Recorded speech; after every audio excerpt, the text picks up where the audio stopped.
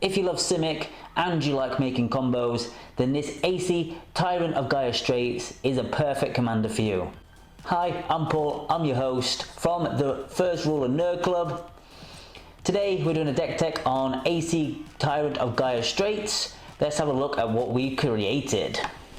Let's see what the commander does. So it is 4 colorless, it is 1 green and 1 blue. It is a legendary creature serpent. It says you may play an additional land on each of your turns. Well, as soon as I read that, I thought that's amazing, because obviously who doesn't want to play more lands? And then whenever a land enters the battlefield under your control, you may draw a card. Who doesn't love drawing cards? It's just the best way to get through your deck. So as you can see, it is a 5/5 big serpent creature. This is actually one of the first precons I ever bought. Now I haven't done an upgrade, this is completely from scratch and from new. So let's see how I've taken the deck. Well, as an honorary mention, these 2 lands are normally pretty shit, but in this deck they're absolutely amazing and they're quite key to some of our combos. So you've got Simic Growth Chamber and you've got Guildless Commons. These 2 in this deck are absolutely outstanding, and they should definitely be put in your deck if you decide to make a AC commander deck. So first of all, we'll go down to the win cons. Here we have Tatiova Benic Druid. Basically, it's like our commander, so if our commander is in the command zone and the tax is too much, or you just fancy doing it double as fast, you have both on the board. This is a great little secondary commander in the deck.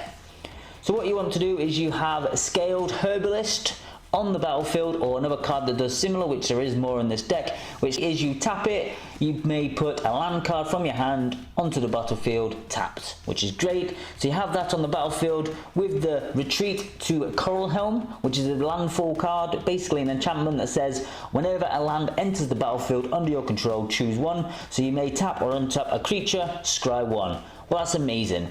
All we need to do is we tap Scaled Herbalist, then we put a Guildless Common onto the battlefield, and because it's a balanced land, we bring it back to our hand, which then triggers either Tatiova or Aesi. We then decide to draw a card because we played a land, but because the land has entered the battlefield, it triggers Retreat to the Coral Helm, which then will untap your Scaled Herbalist, which then means you can then tap it again and put down the Guildless Commons again. And you just keep doing that until you have either drawn all the cards from your library, or until you say, right, I've got all the rest of the combo pieces for something else, and then you can play that card. But if you decide to go all the way to the end, you can just play Laboratory Maniac, great card. If you would draw a card while your library has no cards in it, you win the game instead. Great card. Win con number 2, very similar. So you have the Retreat to Coral Helm on the battlefield, Walking Atlas, which is the same as the Scaled Herbalist. You have the bounce land in your hand, you tap the Walking Atlas, put it down, triggers Retreat to Coral Helm, brings it back to your hand. But this time, you can have Ruin Crab on the battlefield. So say, once again, your commander is in the command zone, it's too expensive to bring out, or you just decide to be a little bit salty. You decide to play a land. It says, whenever a land enters the battlefield under your control, each opponent mills 3 cards. Ooh, salty. So you just do that, you keep doing that, bouncing it back down, everyone mills out their deck.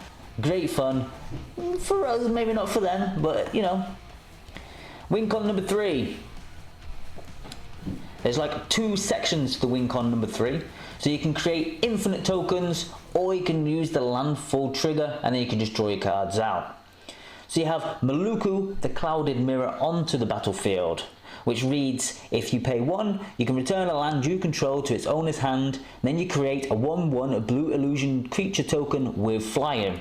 So you have that on the battlefield with Kodama of the East Tree. This reads, whenever another permanent enters the battlefield under your control, if it wasn't put onto the battlefield with this ability, you may put the permanent card with equal or lesser converted mana cost from your hand onto the battlefield, which is awesome. So that means you can play lands because they've got no like any converted mana cost. So you do Maluku's. Obviously, you can just use any mana for this. Maluku's ability, so you pay the 1 land, you tap it, you bring the tapped land back to your hand, which then creates a 1/1 illusion token. You put that onto the battlefield, then that triggers Kodama of the East Tree, because his ability says, obviously, if you summon enters the battlefield. You then put down the mana that you've just brought back to your hand, which then you can just keep doing that, keep tapping Maluku, keep tapping the mana to create a token from Maluku, which then keeps meaning you can bring the land back down. So you either trigger Aesi, and you then obviously draw your whole land, like whole deck out, and just use the Laboratory Maniac. Or if once again, if your commander's in the command zone, we always want to try and make sure the commander is the main focus on what we want to do in the deck, but we want to try and win with other cards. Because if we can't bring it out, or if it's stopped in any way, someone might even stolen your commander. So we want to make sure we can win without that. Second way is, if you've ever played against a Scoot Swarm, it gets stupid very, very fast. So the Scoot Swarm is a landfall card again. It says whenever a land enters the battlefield under your control, create a 1/1 green insect creature token. If you control 6 or more lands, create a token that's a copy of Scoot Swarm instead.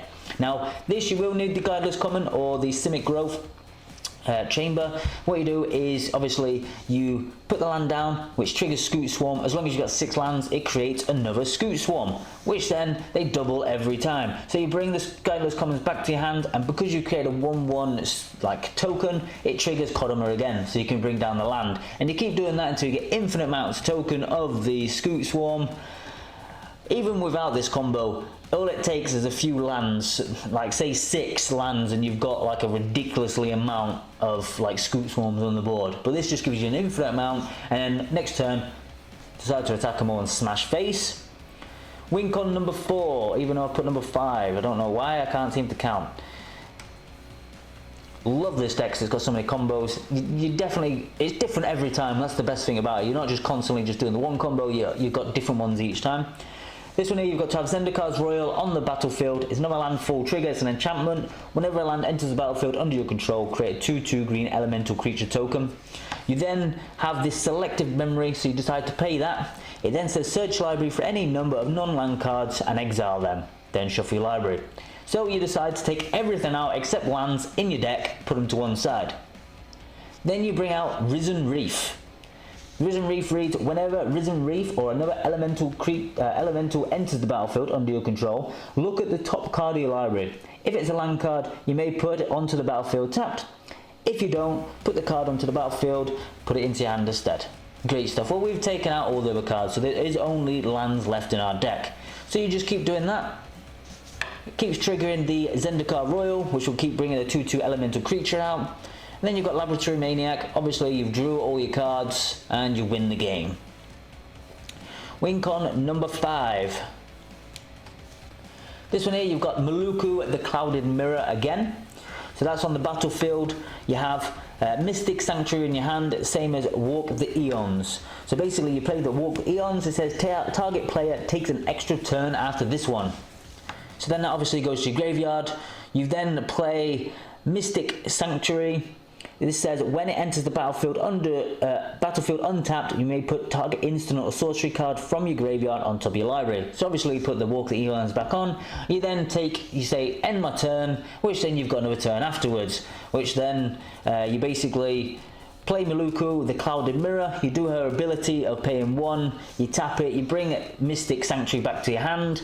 You then decide to play the Walk the Eons because you drew the card straight away.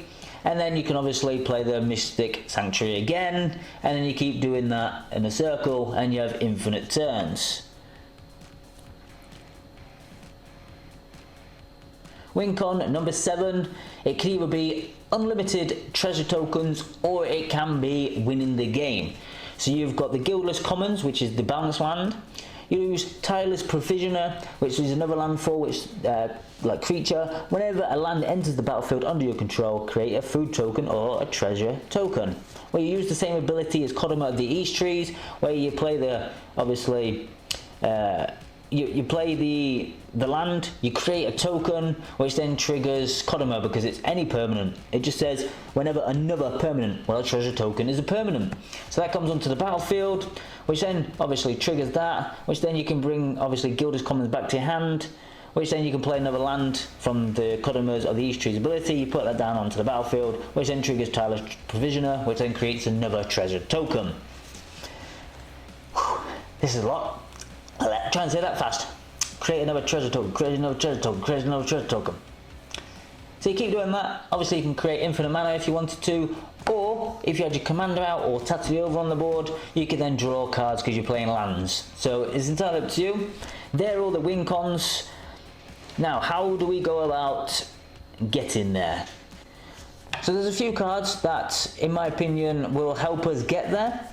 So we have, obviously, the reality chip. Great little card says you can look at the top of your library at any time, and as long as that is attached to a creature, you may play lands and cast spells from the top of your library. That's always good, because then if we can keep looking at the top of our deck, we can then figure out, okay, that's cool, we can kind of like plan ahead. Now, Abundance. Now, this card is an amazing card if you want to get either a non-land or a land. It's if you would draw a card. So say, this is crazy, so anytime you would draw a card. If you would draw a card, you may instead choose a land or non-land and reveal that card from the top of your library until you reveal a card of the chosen kind. Put the card into your hand and put all other cards revealed this way in the bottom of your library. Well, that is amazing, because at the end of the day, you want them, say, them key pieces to get your combos. This here can help you find it, because you literally, every time you draw a card, you can then just search for a permanent that you need. Now this may seem a little bit steep, so you've got the Transmute, so it's Teleria West. Transmute, you've got 2 blue and 1 colourless. It says discard this search library for converted mana, cost 0, reveal it, put it in your hand and then shuffle your library. Well, this means you can search for your bounce lands. So say if you've got all other pieces to your combo and you need that bounce land and you've got this in hand, play its Transmute cost and hey presto, you can then search for that land. Now there is obviously more expensive ways to do that if you wanted to, but we don't have them in the deck because we're trying to keep the deck budget. Now you've got obviously then Fauna Shaman. This is if you discard a creature card, search your library for a creature card, reveal it, put it into your hand, then shuffle. Great card. Just helps you, say if you want Kodama the East Tree, or if you need like Walking Atlas or Maluku. Great card. You can just sacrifice a creature and get your key piece into your hand. Then you've got Solve the Equation. This is say if you wanted to do the Risen Reef route, or if you wanted to maybe do the infinite turns. Basically says search your library for an instant or sorcery card, reveal it, put it into your hand. And if they're the only key pieces you need to win the combo, like get the combo to win the game, it's a great little card to do. Now some of the ones that fit the theme of the deck are, you've got things like Eureka Moment. It says draw 2 cards and you may put a land card from your hand onto the battlefield, which is great because we want to be playing more lands, getting us to draw cards, getting us to our win cons. Same as Joint Exploration. If you kick it, it says scribe 2, then draw a card. If the spell is kicked, you may put a land card from your hand onto the battlefield. Great stuff. Once again, we're going to be playing the kick cost so we can put a land onto the battlefield to hopefully draw more cards. Then we've got things like Broken Bond. This destroys artifacts. And then you can also put a land from your hand onto the battlefield. Amazing. We just got these key little cards that are going to get us drawing through our deck to our key components. Then you've got things like Court of Bounty. When it enters the battlefield, you become the monarch. At the beginning of your upkeep, you may play a land card from your hand. Well, that's great. Not only will we be able to play 2 lands, because obviously our Aesi lets us play an additional one, this will let us play 3 lands per turn. And then it says, if you are the monarch, instead you may put a creature card or a land from your hand onto the battlefield. Well, if you've got your key opponents and you've got your Kodama in your hand, and you play this, well, you've got this on the battlefield, Kodama is 6 mana. So if you can cheat that 6 mana onto the battlefield straight away, great card. Then we have things like this, Gush. Great little card. You may return 2 islands you control to your owner's hand rather than pay Gush's mana cost. Well, for anyone else or any other decks where we can't really put extra lands out, this isn't very good. But because we can put that mana out, all we need to do is pay the cost of bringing them 2 manas back without putting a land drop down for that turn. We play this Gush card, bring 2 back to our hand, which then makes us draw 2 cards. Then we play them 2 mana, which then gets us to draw another 2 cards. So theoretically, we're gaining 4 cards off of this 1 card. Then you have obviously the ramping cards. These all help to the theme of bringing the lands out to help us draw for a deck, like Crop Rotation, Not only crop rotation helps you put a land on the battlefield, but it also can help you search for your balanced land as well. Because if you sacrifice obviously another land, so search your library for a land card, put that card onto the battlefield, then shuffle your library. So basically we can search for them on a bounce. Got Kodama's Reach, Rampant Growth, Skyshroud Ranger, same as the other ones where you tap it, you can put a land from your hand onto the battlefield. We just want to get out the lands so we can draw cards. Full deck list is in the comments below. Go and check it out if you like it. Then on this channel I'm all about making the most of your money, so proxy the cards first, and then if you like the way it plays you can maybe change a few, and then once you've finished proxying you just print it out on the computer. Don't you think, hey, this is amazing, then go and buy the cards. There's so many times you've gone out and bought cards and thought, shit, these are not very good, and then you've wasted them. So I always proxy the deck first, play with it for a bit, maybe make a few tweaks, and then I'll buy the cards. So that's everything for the deck tech. Let me know what you think to all the combos. If you think it's too much or not enough, put a comment in the comments below. If you like the deck or like the video, then please like and subscribe. If you want to see more videos, then hit this button here.